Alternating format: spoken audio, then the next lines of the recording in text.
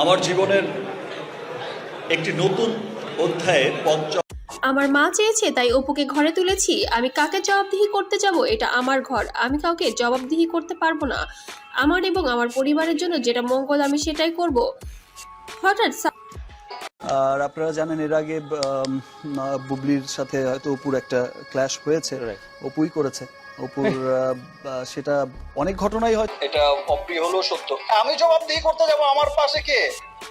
আমি কাকে জবাব দিতে যাব? এটা আমার ঘর। সাকিব খানের একটি প্রোগ্রামে আমরা উপস্থিত ছিলাম, সেখানে তাকে প্রশ্ন করে রেখেছিলাম, আপনার অপু বিশ্বাসকে কেন আবার ঘরে তুলেছেন? বুবলিও তো আপনার স্ত্রী হয়। সাকিব খান রেগে যেয়ে বলে, আপনাকে কি আমি জবাবদিহি করব? আমি কাউকে আমি বেশ কিছুদিন ধরে বলছি যে গণমাধ্যমকে আমি আমার ব্যক্তিগত কোনো কিছু আসলে বলতে চাই না, কারণ ব্যক্তিগত ব্যাপারগুলো এমন জবাবদিহি করার জন্য প্রয়োজন মনে করছি না। আমার যেটা ভালো মনে হয়েছে আমি সেটাই করেছি। আর যেটা সত্য। আমি জবাবদিহি করতে যাব, আমার পাশে কে? আমি কাকে জবাব দিতে যাব? এটা আমার ঘর।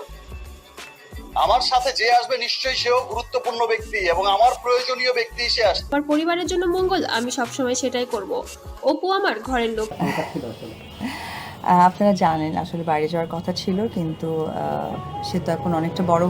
আমার বউ সে একটু অভিমান করেছিল, তাতে কি হয়েছে? সংসারে তো এগুলো লেগেই আছে এবং লেগেই থাকবে, এগুলো কোনো বিষয় না। আমি চাই আমি ওকে নিয়ে জীবনে আরো দূর এগিয়ে যাই এবং আমার সন্তানের জন্য একটি ভালো ভবিষ্যৎ তৈরি করব।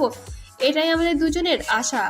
আপনারা পারলে আমাদের জন্য দোয়া করবেন, কিন্তু এই বিষয় নিয়ে আর আপনাদের সাথে আমি কথা বলতে চাই না।